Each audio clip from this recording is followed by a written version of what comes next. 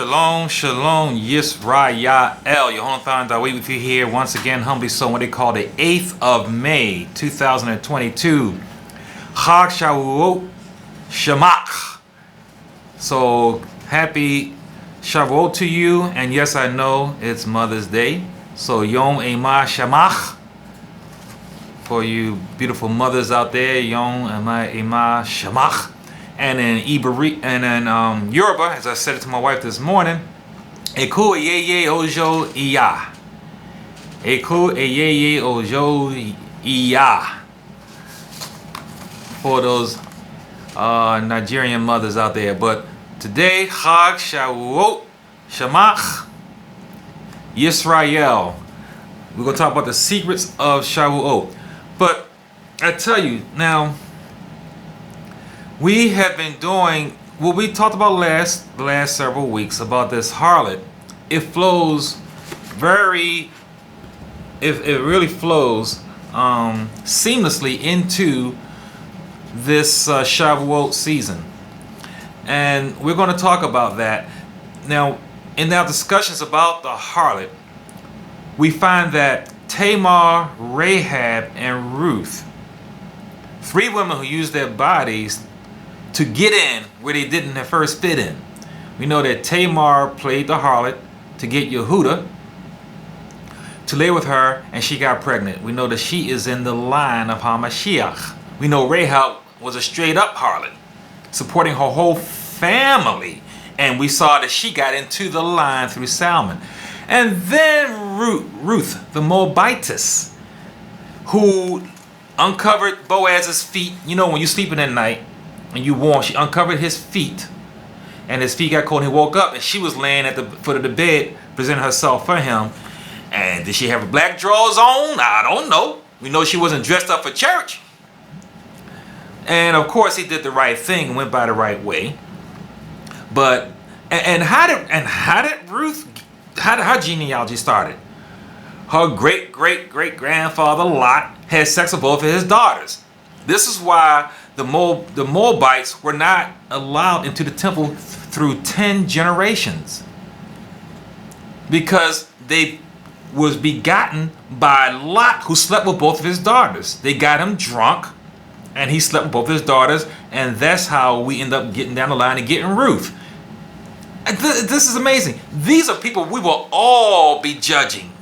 Me too. If I was back then, Dad would be like, I would have savory words to say about these three women. Yet, I would have been 100% wrong in my judgment, because HaMashiach came through the line of these women. Now, we are matriarchs. We all love Sarah, Rebecca, Leah, and Rachel. And they had their trickery too, but none of it was sexual. Sarah, she tricked, she didn't trick Abraham, but she gave Abraham her handmaid, the Egyptian handmaid, and that's how you got Ishmael. And Rebecca, she tricked her husband after he got blind and got the birthright to Jacob, her favorite son. So he got the birthright through trickery by Rebecca. And we know Leah and Rachel tricked Jacob at the altar. They tricked him at the altars. They did the old okie-doke switcheroo. Later, Rachel, she tricked her father, laid on top of the idols, and said she was having her period, so she couldn't get up when he came after them to look for his idols. She took the idols, and she took them because she thought it would slow her father down from chasing after Jacob, which he chased after Jacob, caught him anyway. And we know because of that, because Jacob cursed anyone who took the idols, and she died after birthing Benjamin. So the last of the 12 tribes, Benjamin was born, and Rachel died right after birthing him. She got into the Holy Land and birthed him and died. So he was the only one that was actually born in the Holy Land. The rest of us was born outside of the Holy Land. Benjamin was born in the Holy Land, but his mother died having birth.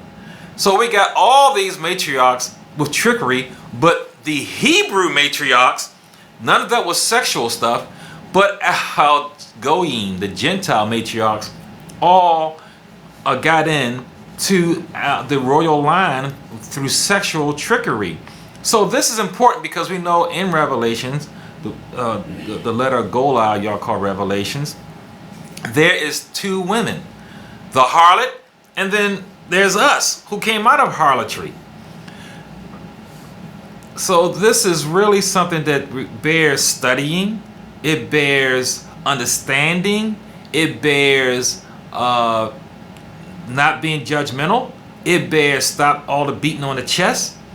Yahweh Shua, he, and even his own mother, she was betrothed to Yehuda, and he's like, no, how can you be pregnant and we didn't do anything? So even that was trickery. We know the Ruach HaKodesh overshadowed Miriam.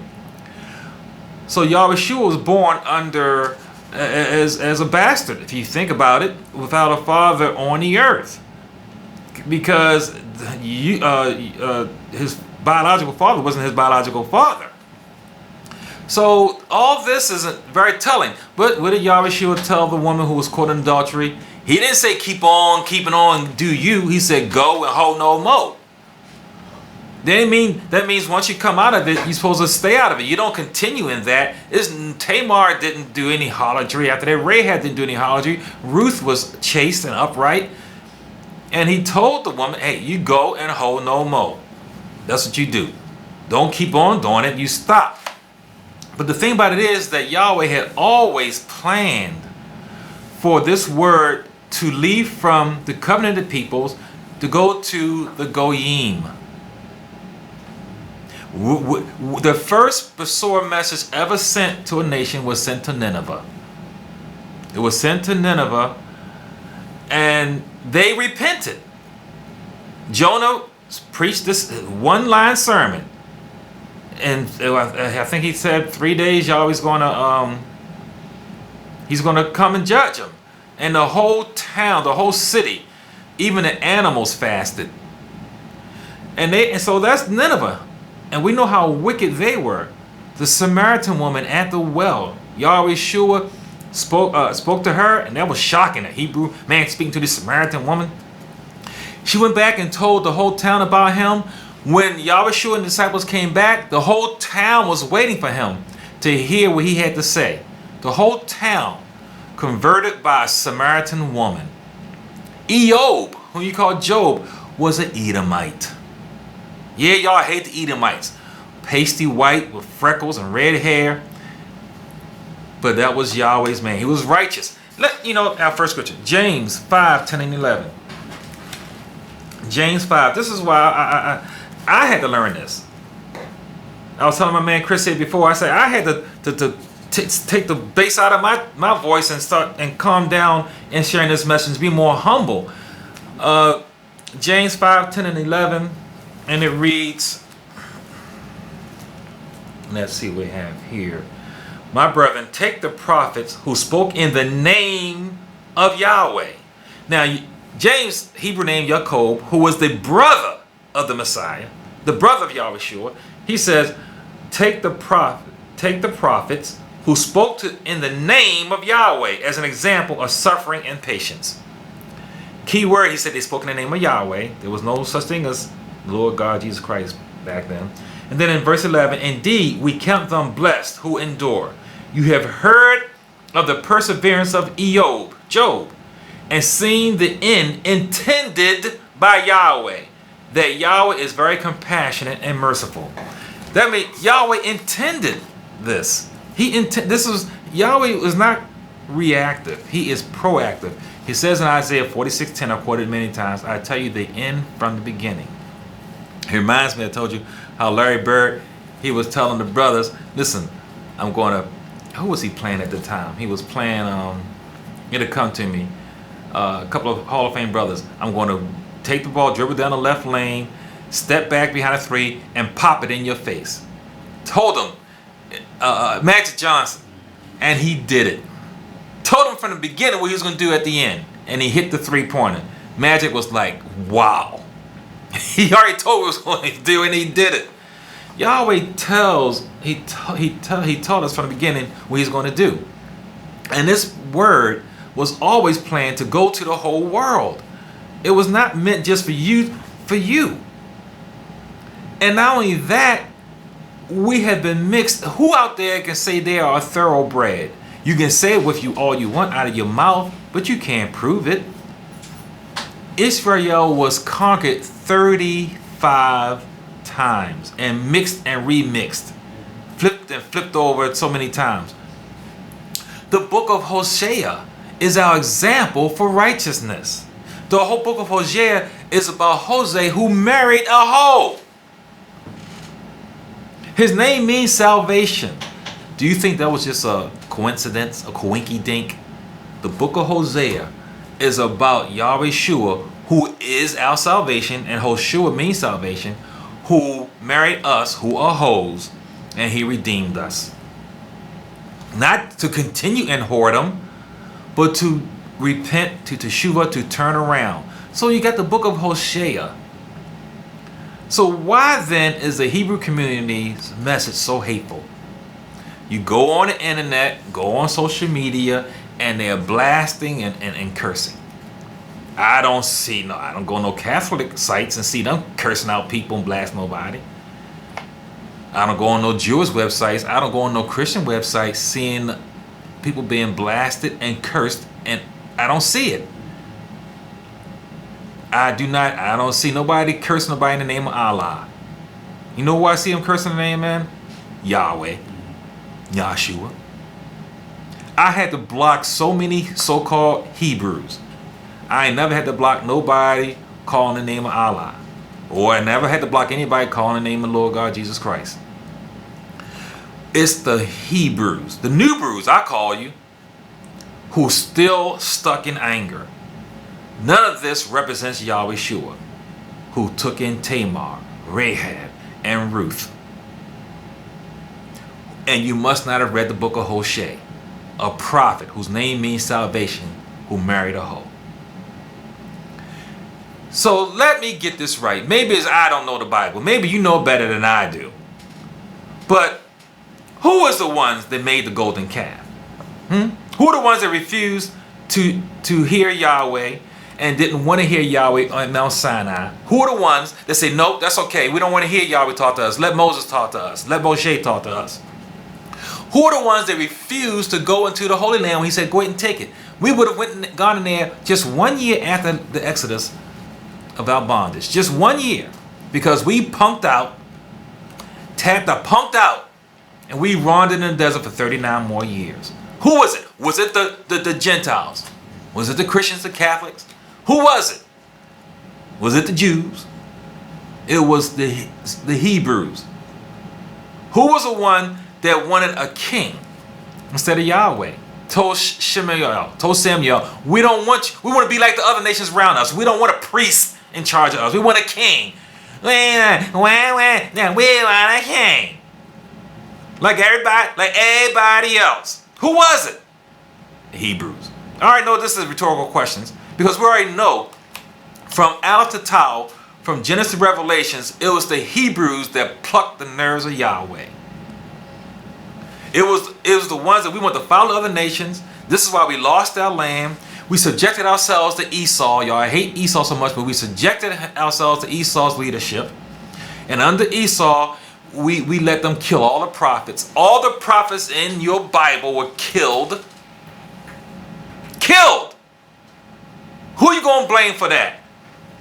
But now y'all all woke. Y'all all woke up, blasting people, cursing people out, telling people to leave their wives. Because now you woke up, and then your wife, she's still, wait a minute, what happened? We just went to church last week. Now you wake up and they talking about, I got to go ahead and subject to you.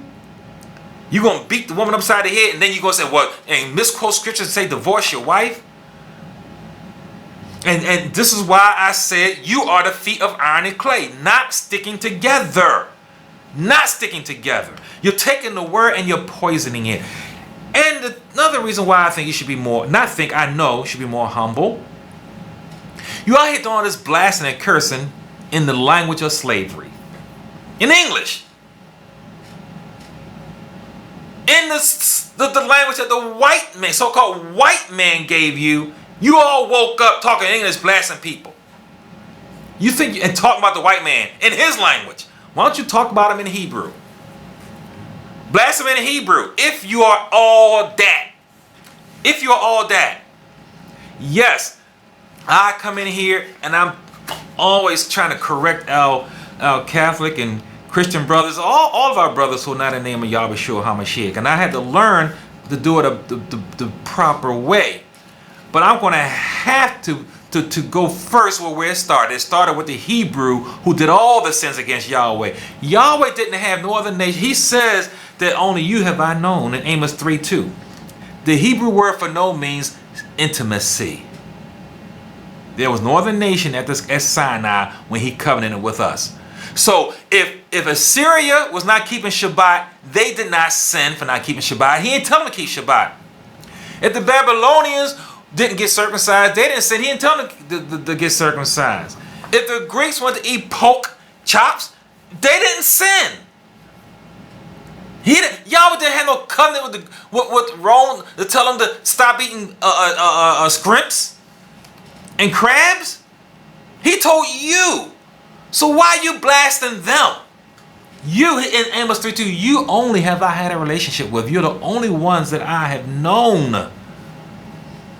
But you out here cussing and fussing. Stop it. So somebody's supposed to go ahead and believe the Torah in your hate. So like if someone tells beat you upside the head, you supposed to also, oh yeah, oh all right, yeah, you're right, I'm stupid, I'm dumb. Somebody's going to go ahead and teshuva turn, and because of your blasting them, is that how it works? Is that how you called yourself so-called taking the truth now? But you baptized your children in the name of Lord God Jesus Christ, and now you're going to go ahead and bring out the whip? I'm telling you, this is not right. The bludgeoning is not right. And our rejecting of Yahweh resulted in us being subjected to the Romans, who put Edomites over us. They put the Edomites over us, whom we hate. And then, yet we want to be all hateful and self-righteous. We rejected Hamashiach. Well, we chose Barabbas first, remember? Because Paul's going to let a man go. He said, listen, they gave him 40 lashes. They beat him up. Okay, here he is. Then, listen, do y'all want me to string this man up? Now, they had a tradition. They said, we can let this man go or this man go. They put up a known murderer. We let a known murderer named Barabbas go. Let him go, a known murderer against us in Rome. And we strung up Hamashiach. Strung him up. That's what we did. So we rejected him. Then we had Shavuot came, which is today. And we're going to go into Shavuot, but this leads into it. Then we had Shavuot. And we had 120 righteous souls, male and female. The 11 disciples, then they chose a new one, Bartholomew. So then we had 12 disciples again, because Yehuda hung himself up on a fig tree. And then we had the women. There was more righteous women than men. And then we had the growth of Besor, what you call gospel. And then it went all throughout the land, all throughout the so-called Middle East and North and South. And then what happened? We took in the Nicolaitan doctrine. Remember reading Revelations 1 and 2. Only the Philadelphian and the Smyrnan faiths were chaste. They only two. All the other ones took in the Nicolaitan doctrine, and they took in the Jezebelian doctrine. All of the others, Hebrews. Hebrew. And the Nicolaitan doctrine is what became the universal Catholic religion. So from there, you wonder how we got to this point. It all started from us. We are the genesis of it. How in the world would Rome take in this doctrine if it did not have a intimacy with it? Before, you had Greek and Roman polytheistic principles. And those principles was taken to a monotheistic package of a Morph Hebraistic doctrine. This was a beastly marriage. To take Greek and Roman polytheistic principles and package it into a monotheistic, morphed beast of Hebraism is sinful. This is what the beast was. And this became the religion of Rome. They took it because this repackaging of the monotheistic doctrine of Hebraism took all of their gods. It received all of their gods. So Rome was able to get peace because Rome was fighting wars on the east and the west. And they could not sustain the civil unrest within her borders. So she needed what's called Pax Romana. She needed to stop fighting all these factions, over 100 of them at that time, fighting over religion, which Rome cared nothing about, because they figured, hey, we got enough gods, they can't find one of these gods that would suit you. Rome didn't understand that, but they did understand one religion raising their hand and saying, hey, hello, we'll take your gods, we'll call it the Nicolaitan doctrine, which became the Catholic doctrine, and we'll receive your gods and we'll give you peace. We'll stop all the civil unrest. And that's what they did.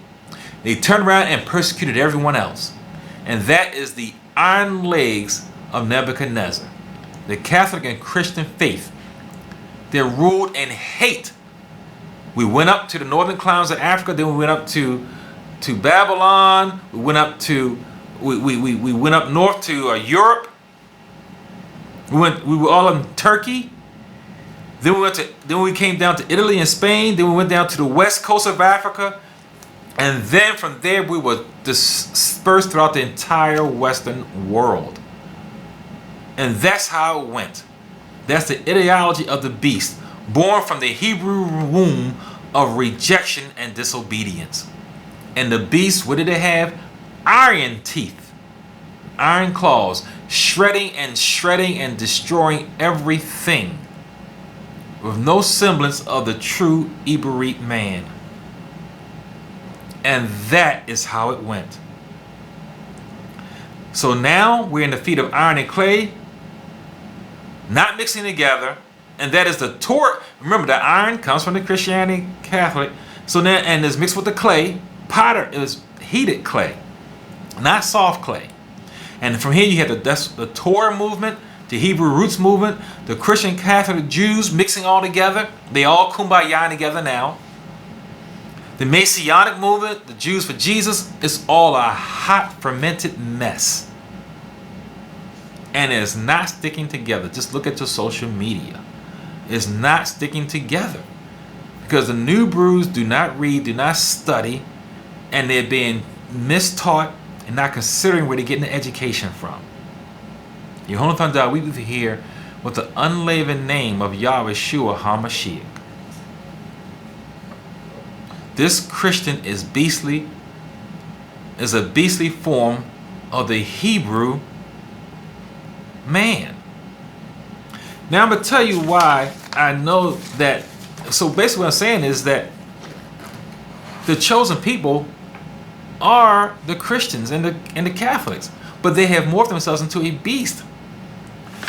And the proof of it, I've given the proof of it, but just to show a doctrine, it's called the Apostles' Creed. This Apostle Creed shows a homage to one belief, just like the Hebrew belief.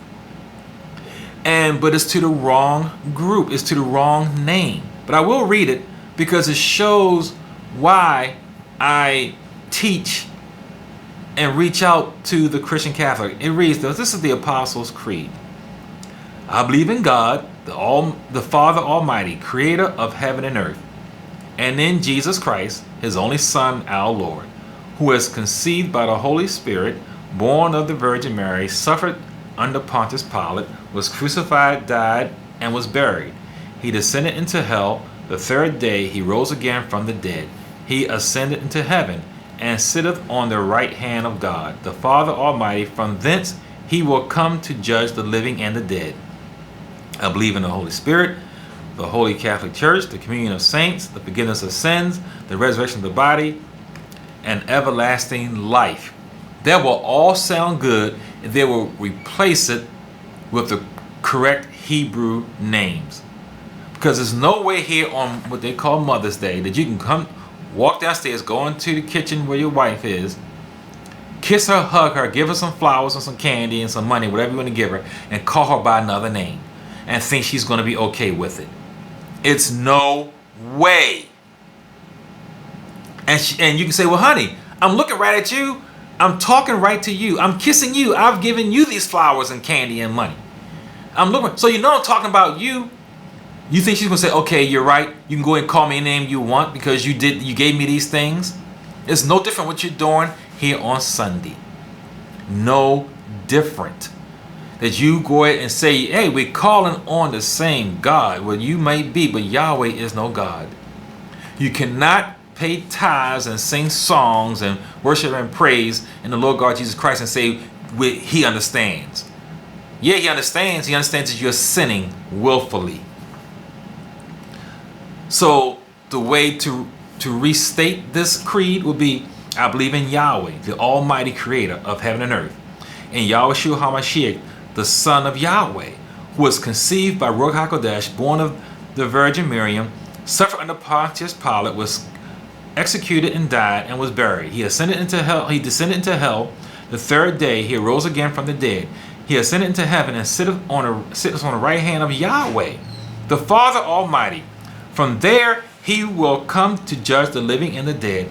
I believe in Ruach HaKodesh, the Hebrew faith, the Hebrew covenant, the communion of the Kadashim, the saints, the forgiveness of sins, the resurrection of the body, and everlasting life. That would be the Hebrew creed, transferring the Apostles' Creed to the Hebrew creed. The same group of people who have morphed from a priest to a monster. That's what it is. It's that simple. But we get lost in the forest of lies and didn't see it. I'm here to make it plain and simple for you now. If you want to know where our history comes from, read Ezekiel 16.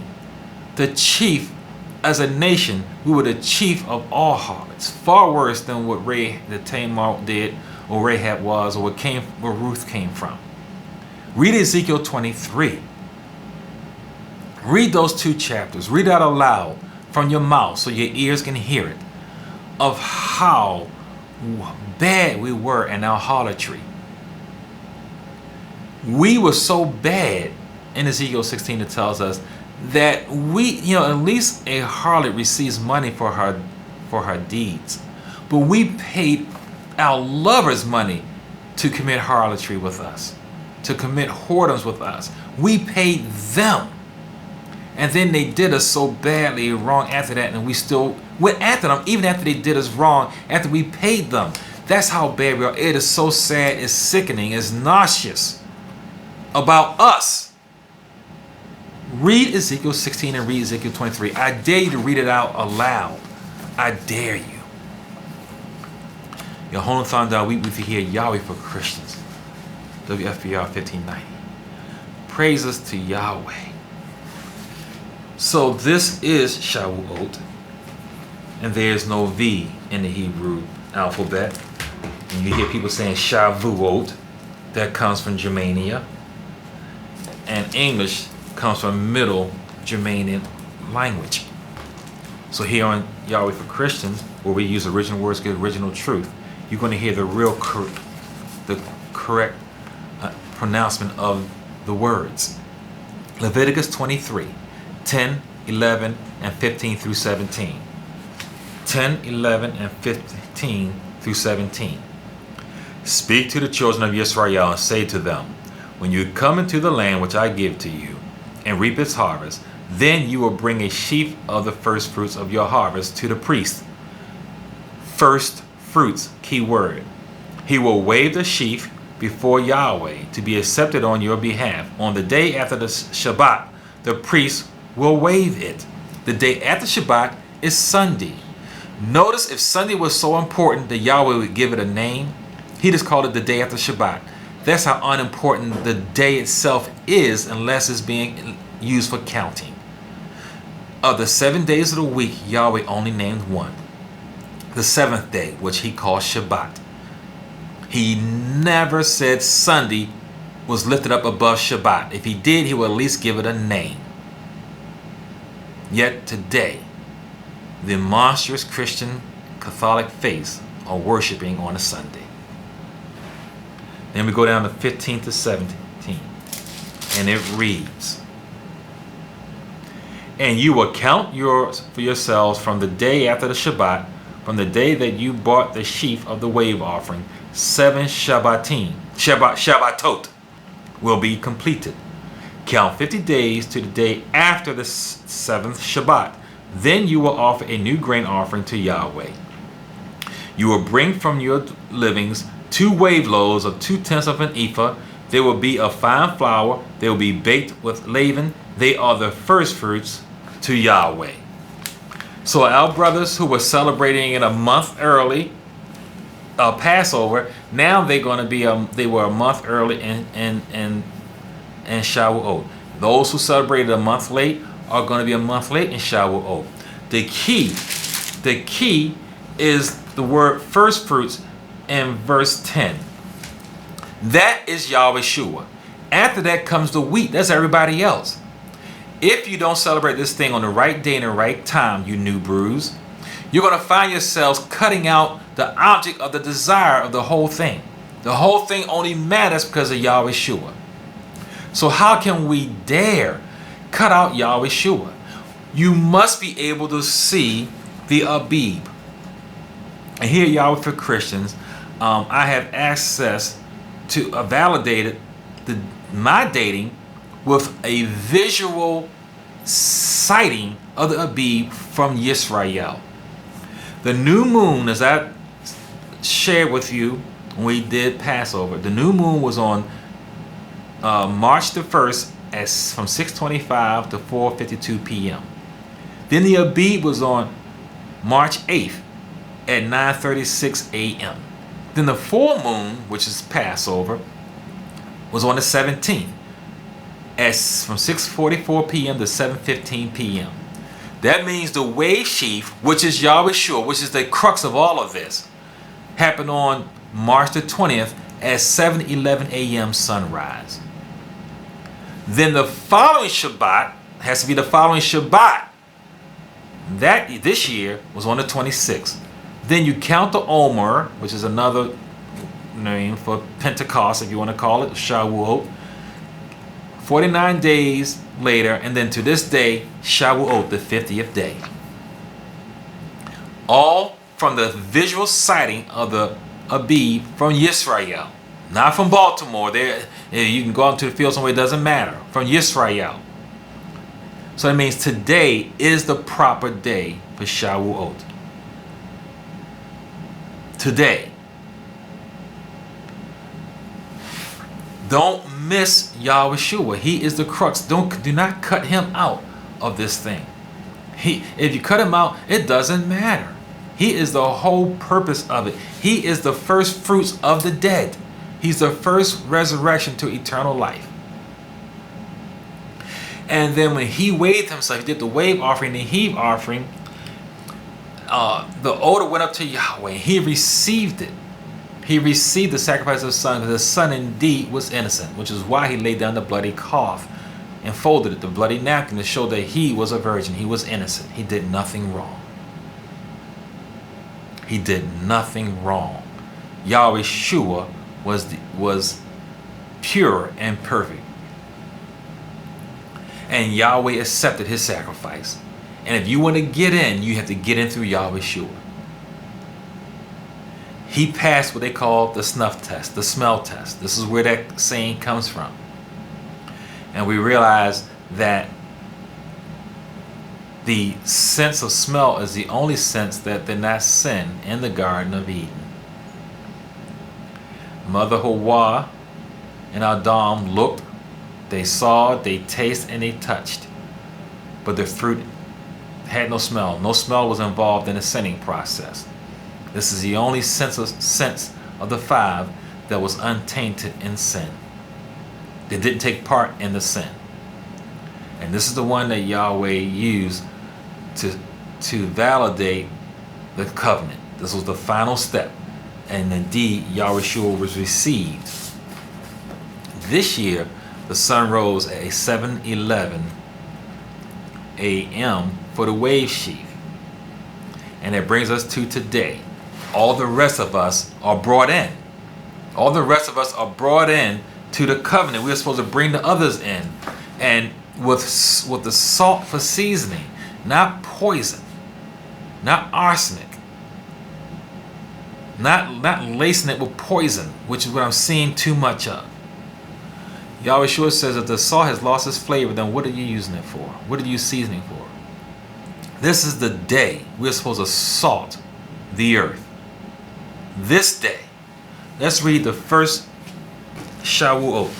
Now we learned also last week that the first ever Passover for the Goyim was through Rahab. That was beautiful. That was a beautiful lesson there.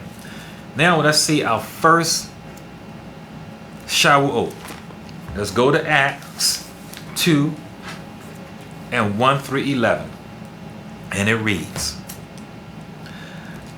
when the day of Shavuot had fully come, that means this was now past the morning and into the earlier morning, they were all with one accord in one place.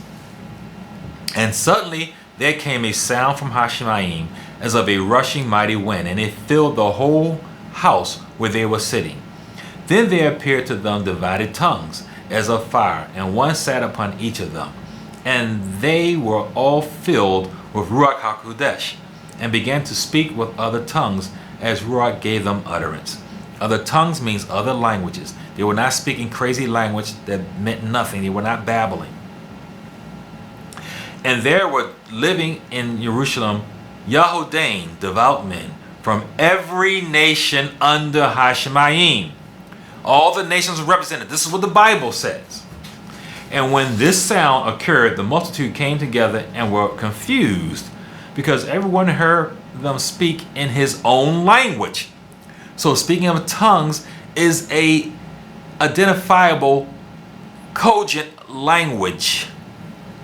Then they were all amazed and marveled, saying to one another, look, are these men who speak Galileans? How is it that we hear each in our own language in which we were born? Parthians and Medes and Elamites, those who are living in Mesopotamia, Judea and Cappadocia, Pontus and Asia, Phrygia and Pamphylia, Egypt and the parts of Libya, adjoining Cyrene, visitors from Rome, both Yahudim and proselytes, Cretans and Arabs. We hear them speaking in our own tongues the wonderful works of Yahweh. Wow. So that means, did they use Yahushua's name in all those different languages? No, transliteration is Yahushua. So they all heard the same name. There was no confusion. So they were amazed and perplexed, saying to one another, whatever could this mean? Others mocking, saying, they are full of new wine.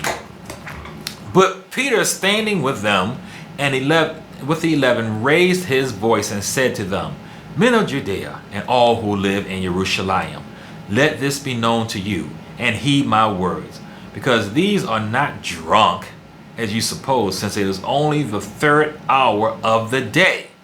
And this is what was spoken by the prophet Joel. And it will come to pass in the last days, says Yahweh, that I will pour out my Ruach on all flesh. Your sons and your daughters will prophesy. Your young men will see visions. Your old men will dream dreams. And on my manservants and on my maidservants I will pour out my Ruach in those days, and they will prophesy.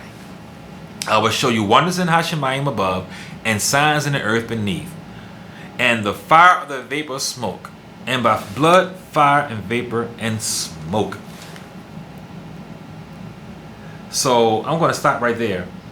But here we go. Once again, we had the leaders trying to say that they were drunk.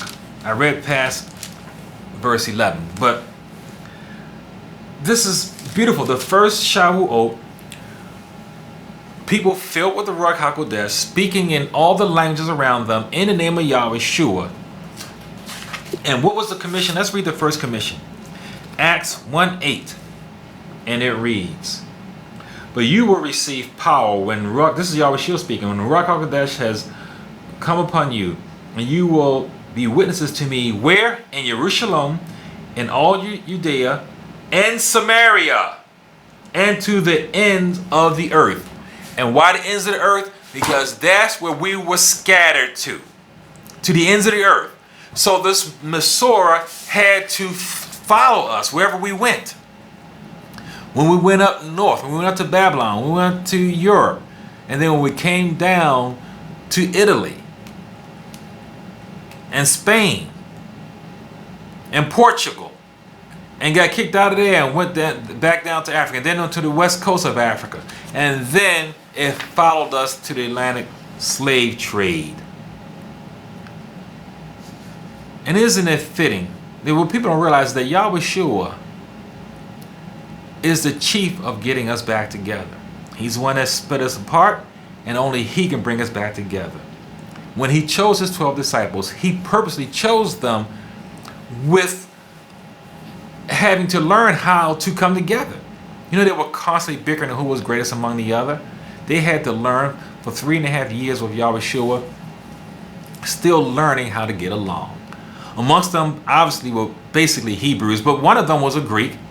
Most of them were fishermen, but amongst them you had a physician and a tax collector who was hated by all the Hebrews.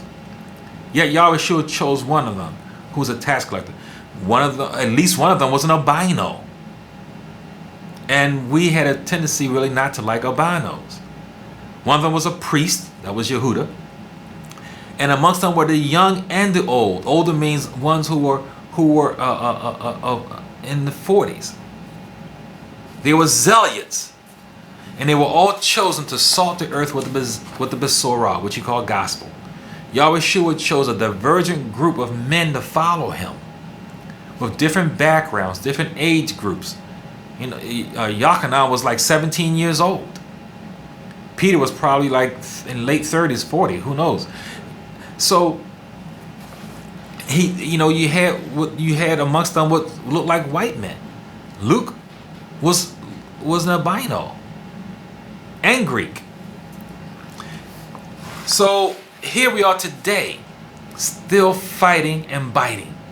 And I implore you to do it no longer. I implore you to show yourself to be patient and gentle and kind with this word, this great treasure that you have at your mouth to share. No one's going to come in and follow you fussing and cussing and bludgeoning them. John 13.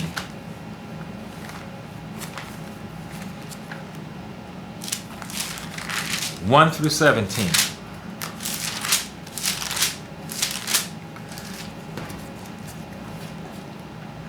And we're going to talk about this new thing. Because what we had previously was the blood covenant, but then Yahweh Shua instituted a new thing that changed our blood covenant that we got at Sinai to a water covenant. Let's start down on verse 2. And supper being ended, the devil having already put it into the heart of Yehuda Iscariot, Simon's son, to betray him. Yahweh Shua, knowing that the Father had given all things into his hands, and that he had come from Yahweh and was going back to Yahweh, rose from supper and laid aside his garments, took a towel and girded himself. After that, he poured water into a basin and began to wash the disciples' feet and to wipe them with a towel with which he was girded. Then he came to Shimon Peter, and Peter said to him, Master, are you washing my feet? Yahweh Shua said to him, what I am doing you do not understand now, but you will know after this. So Peter said to him, you will never wash my feet. Yahweh Shua answered him, if I do not wash you, you have no part with me. Simon Peter said to him, O Master, not my feet only, but also my hands and my head. Yahweh Shua said to him, he who is bathed needs only to be washed of his feet, but is completely clean. and you are clean, but not all of you. That means because he knew that before him, he said, you are not all clean, because he knew that he had washed their feet and their garments and sat down again and said to them. We know that Yehuda wasn't clean. That's why he said all of them weren't clean. Do you know what I have done to you? You call me teacher and master, and you say, well, because so I am. If then I, being your master, have washed your, and your teacher having washed your feet, you ought also to wash one another's feet. See, they were so proud whenever they went to the home, they didn't even take care of one another because they were so proud. Because I have given you an example that you should do as I have done to you.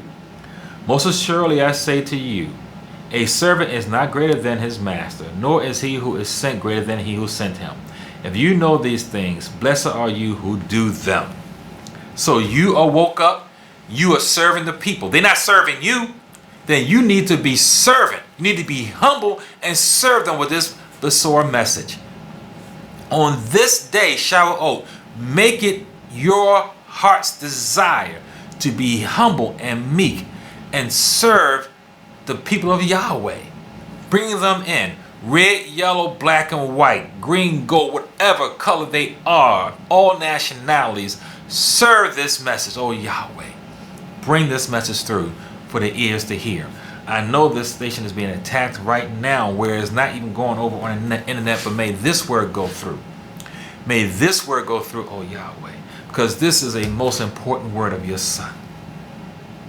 The unleavened Besorah of your son that was sent out for us, that we may Teshua return and receive you for the love of you.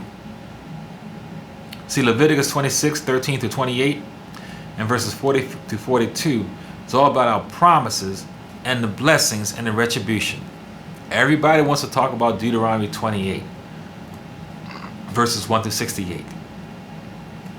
But Leviticus 26 is the accurate, basically what should be understood as a preview of our history. It is a preview of our history. This was spoken by Moshe as the oracle.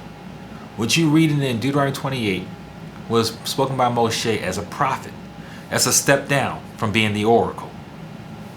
It's the best, is still good nonetheless. But he was not the oracle at that time. This Leviticus 26 is a more accurate rendering of our history. And it is not a good one. Because our pattern is a sad pattern. We get the law, we obey the law, then we rebel against the law, then Yahweh sends us the prophets, then we reject the prophets, and our leaders kill the prophets, our Edomite leaders, whom we support. Then we get judgment, then we repent. And it repeats all over again. Back to the law being given out of our new repentance, and then we obeying it, and then after that, we start rebelling again. More prophets are sent. And then what do we do again? We kill the prophets. Or we have our leaders kill the prophets. It repeats over and over again to this day. To this day, we have killed great black men and women of the civil rights movement. Our own people killing them. Our own people killing Malcolm X. Our own people killing Martin Luther King. Our own people turning one another in. The Black Panther movement imploded from within. From our own people. To this day, we still have not learned. We still find ourselves repeating the same old cycle of self-hatred, of slash and dash and bash, bludgeon one another. All the while, the enemy is sitting back and watching us do this. And they are enjoying it as we self-implode on automatic pilot. They pushed us and they started us, and we continued it. Instead of putting on the brakes and Teshuvah. James 3, 13 to 18. Yahweh help us. Yahweh Let your face shine on us and keep us and be with us. Do not leave us, Yahweh. We need you. We need you in the best way. What did Jacob say in your Bibles? It says James. This is the brother of Yahweh himself. James 3:13 to 18.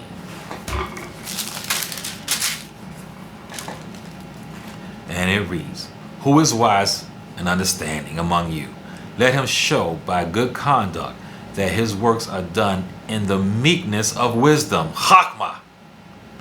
But if you have bitter envy and self-seeking in your hearts, do not boast and lie against emet.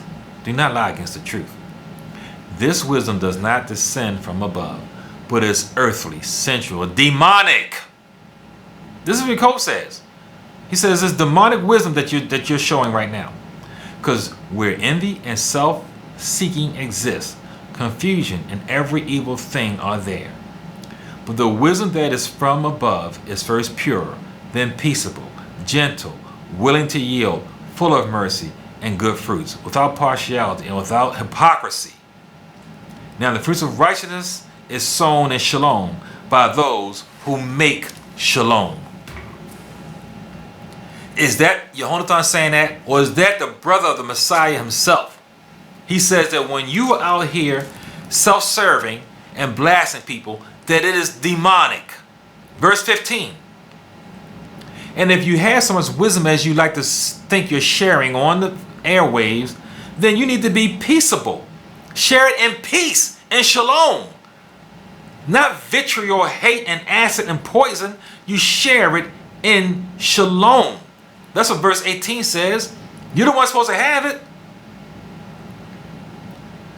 The wisdom that you're supposed to be showing as you teach this, whereas you also don't even know the name of the Messiah, mixing up, calling Yaharallah and Yahushua and all this other stuff, because you just learned it from the internet.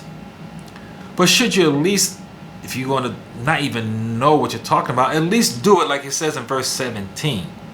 First in purity, then peaceable, gentle, willing to yield, full of mercy and good fruits, without partiality, without hypocrisy.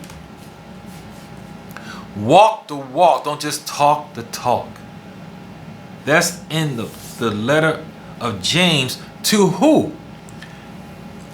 By the way, because people like to say that, oh, the lost tribes, they were never lost. Why do you think so many of the letters went to the area we now call Turkey? And all the 7 so-called churches are all right there in Turkey, then called Asia Minor. That's where the bulk of us went to. We know where they were. But right here in this opening letter of James, it was sent to the 10 northern tribes. Right here, James 1:1. Jacob, a bondservant of Yahweh and of the Master Yahweh Shua HaMashiach, to the 12 tribes which are scattered abroad. So this letter and others, there's other examples, were from the very beginning penned to be shared to the tribes abroad.